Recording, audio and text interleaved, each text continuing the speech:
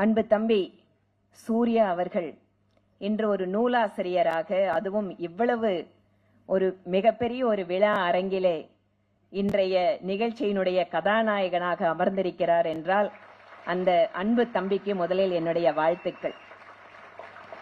2013ஆம் வருடம் அல்லது 12ஆம் வருடம் 12ஆம் வருடம் என்னோட வீட்டுக்கு ஒரு மாணவராக இந்த தம்பி வருகிறார்.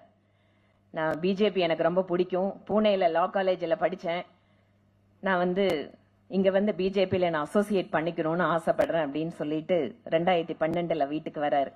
அதற்கு பின்பாக அரசியல் களம், அதற்கு பின்பாக அமைச்சருடைய உதவியாளர், அதுக்கு பின்பாக நேரடியாக அரசியல் களம், அரசியல் களத்திலே ஏற்ற இறக்கங்கள், தன்னுடைய வீட்டிலே இருக்கின்ற எனக்கு ஒரு மூத்த மகனை போல சில சமயம் நான் நினைப்பேன்.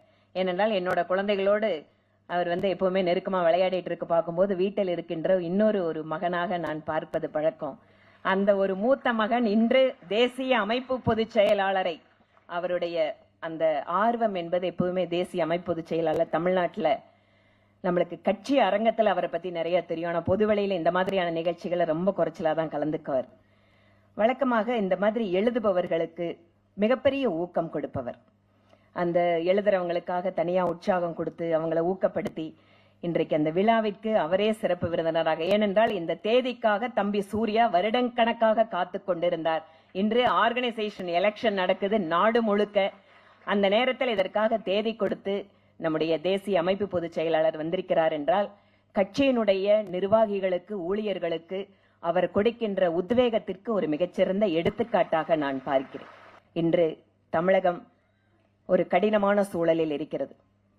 இங்கு திராவிட மாடல் என்கின்ற பெயரிலே நாட்டினுடைய ஒற்றுமைக்கு எதிராகவும், இந்த நாட்டு மக்கள் அனைவரும் ஒன்றாக இருப்பது என்கின்ற இயல்புக்கு மாறாகவும், ஒரு அரசியல் சித்தாந்தத்திற்காக தமிழகத்தினுடைய மக்களுடைய மனதை மாற்றுகின்ற முயற்சியில் இறங்குகின்ற இந்த காலகட்டத்தில் வீர சாவர்கருடைய இந்த நூல் என்பது காலத்திற்கு மிக மிக தேவையான ஒன்று. அன்பு தம்பி சூர்யா அவர்கள் மிகச்சிறந்த எழுத்தாளர். இந்த புத்தகம் மட்டுமல்ல, அவருடைய பல்வேறு கட்டுரைகள், இன்னும் கூட சில நூல்கள் எல்லாம் இருக்கிறது. வடகிழக்கு மாநிலங்களை பாஜக வென்ற கதை என்கின்ற புத்தகம் எல்லாமே அவருடைய எழுத்து திறமைக்கு சான்றாக இருக்கிறது. வழக்கமாக அரசியல் மக்களுடன் நெருக்கமாக இருப்பது வெற்றிகரமான அரசியல் என்றாலும் கூட அரசியல்வாதிகள் எழுத்தாளர்களாக, மிகச்சிறந்த பேச்சாளர்களாக அந்த திறமையும் சேருகின்ற பொழுது அது ஒரு முழு பயனை இந்த சமுதாயத்திற்கு கொடுக்கும். அந்த வகையிலே அன்பு தம்பி சூர்யா அவர்களுடைய வருங்காலத்திற்கும் அவருடைய அரசியல் வெற்றிக்கும் இந்த நேரத்தில் வாழ்த்துக்களை தெரிவித்துக் கொண்டு விடைபெறுகிறேன். நன்றி, வணக்கம்.